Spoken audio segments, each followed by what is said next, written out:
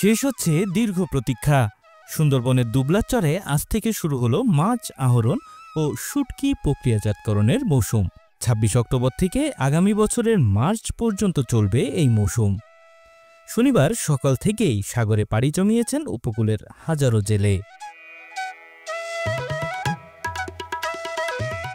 শুটকি মৌসুম ঘিরে ব্যস্ত সময় পার করছেন উপকূলের মৎস্যজীবীরা। কেউ নৌকায় তুলছেন জাল, বাঁশ, দড়ি, কেউ তৈরি করছেন অস্থায়ী ঘর। বঙ্গোপসাগরের ৫টি চর নিয়ে গড়ে উঠেছে দেশের দক্ষিণ পশ্চিমাঞ্চলের সবচেয়ে বড় মৎস্যকেন্দ্র দুবলা শুটকি পল্লী। বন বিভাগের অনুমতি নিয়ে ৫ মাসের জন্য জেলেরা দুবলা, মাঝের চর, আলোরকোল সহ আশপাশের চরে শুটকি তৈরির ঘর নির্মাণ ও মাছ আহরণ শুরু করেন।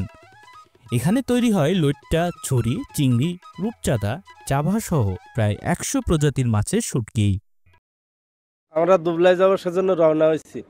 ওখানে যে মনে করেন আমরা সাদা মাছ মারবো, ছুরি মাছ কমপ্লিট, লটকি এসব মেরে শুকাই আমরা চালান দেবো। চালান দিয়ে মনে করেন নির্ভর আমাদের জীবিকা নির্বাহ করি। দুবলো চরে যাবো, যাই মাছ ধরবো, ধরে এটা কিনা বেচা করবো। মনে করেন এখান থেকে যাই আমরা দাঁত দিনা করি, কিছুটা শোধ হয় আর কিছুটা থেকে যায়। এইভাবে আমাদের জীবন জীবিকা চলে, পুরোটাই শোধ হয় না। দেখা যাচ্ছে ওখানে ৫ মাস থাকবো, থেকে ওখানে মাছ ধরে মাছ শুকাবো, শুকাই ওখান থেকে বেচা কেনা করে আমরা দেশে বাড়ি ফিরে আসবো। আমরা বাইরের থেকে টাকা নেই, ব্যাজে টাকা নেওয়ার পরে এই টাকা নিয়ে আমরা এই শুটকি করি, এইখানে মাছ ধরতে যাই।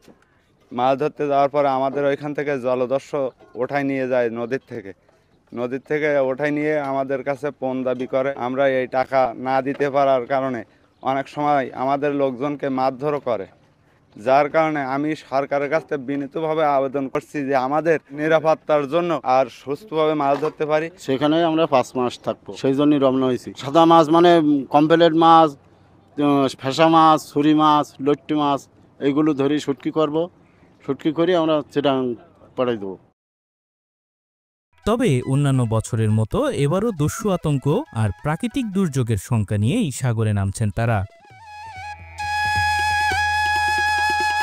গত বছরের মতো এবারও অন্তত ১০-১২ হাজার জেলে দুবলার শুটকি প্রক্রিয়ার সাথে যুক্ত হবে এবং ইতিমধ্যে কিন্তু আবেদনের প্রেক্ষিতে আমরা প্রায় ৮-৯০০ জেলে ঘর করার জন্য আমরা পারমিশন দিচ্ছি। আর হচ্ছে আমাদের, আপনারা জানেন যে গত বছর প্রায় ৬ কোটির উপরে এখানে রেভিনিউ এসেছিল।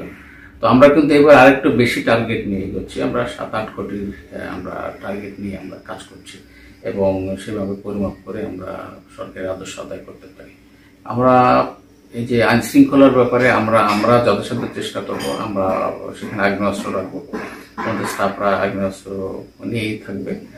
আর হলো আমরা র্যাব এবং কোস্টগার্ডকেও কিন্তু আমরা বলেছি যে অন্য সময় হয়তো জেলেদের অপহরণের ঘটনা ঘটেছে, গত বছরের কথা শুনেছি, তবে এবার যেন এরকম কোনো ঘটনা না ঘটে এই জন্য আমরা বিশেষ করে কোস্টগার্ডকে আমরা অনুরোধ জানিয়েছি। তবে দুবলাচরের জেলেপল্লীতে এখনও নেই পর্যাপ্ত চিকিৎসা ব্যবস্থা ও বিশুদ্ধ পানির উৎস। জেলেদের দাবি মৌসুমে অস্থায়ী চিকিৎসা কেন্দ্র ও নিরাপদ পানির ব্যবস্থা করা হোক। Desk report, channel 24।